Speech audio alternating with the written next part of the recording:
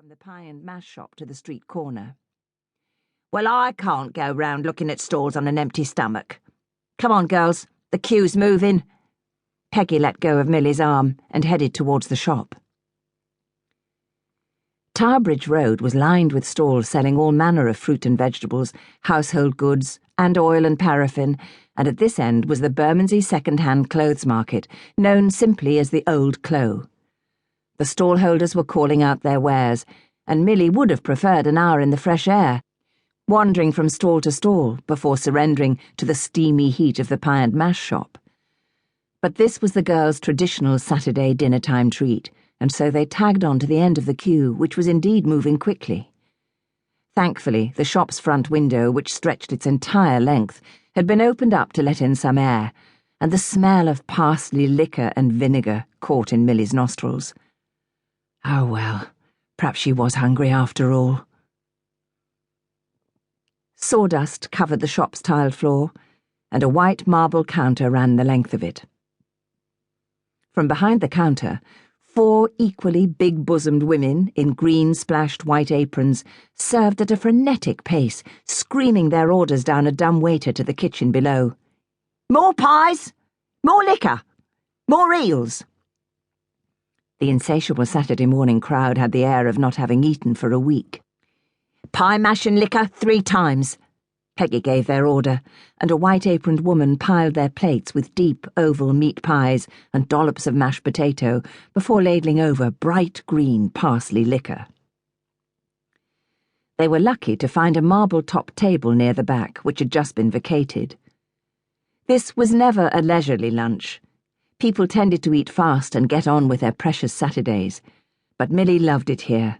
The bustle and life, the thick steam from the green-encrusted liquor pots, and the delicious gravy smells that wafted up from the pies all spoke of Saturday freedom.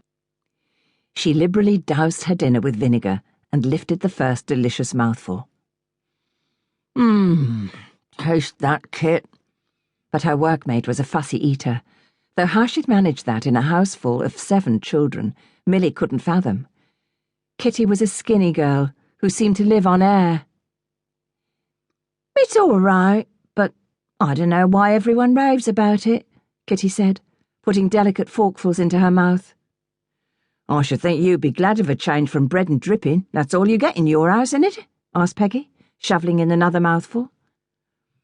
After a few more forkfuls, Kitty pushed her plate away, and Peggy, who could always find room, asked, "Don't you want the rest? I'll have it." "Peggy, you can it," said Millie. "It's a wonder you're not half the size of a house the way you pack it in." Millie looked on in astonishment as the girl devoured the rest of Kitty's dinner.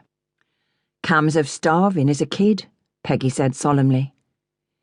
She was also from a big dockhead family, but her father had rarely been in work, and Peggy had grown up used to going without.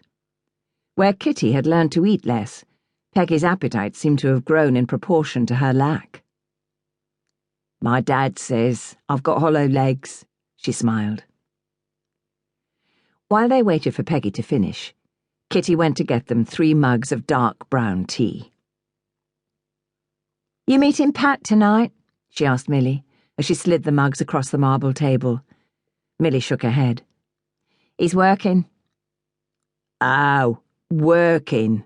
Moonlighting more like," Peggy said. Pat Donovan had managed to buy his own lorry by the time he was 19, largely on the proceeds of stolen goods.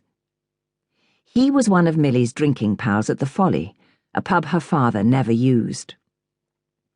The group of friends would often go to dances at Dockhead Church Hall, but over the past couple of months, Pat had begun to single her out to be his partner, and almost without realizing she had a choice in the matter, it seemed accepted that they were courting. "It might not be an honest Bob, but at least he's out earning something. He's a grafter." Peggy was silenced, perhaps thinking of her own father, whose working day consisted of walking down to the call-on gates at Butler's Wharf in the hopes of getting some dock work, and then walking home again, disappointed. "Well, you might as well come with us to the pub then," Kitty said. Millie agreed and stood up abruptly. "Come on, Peg."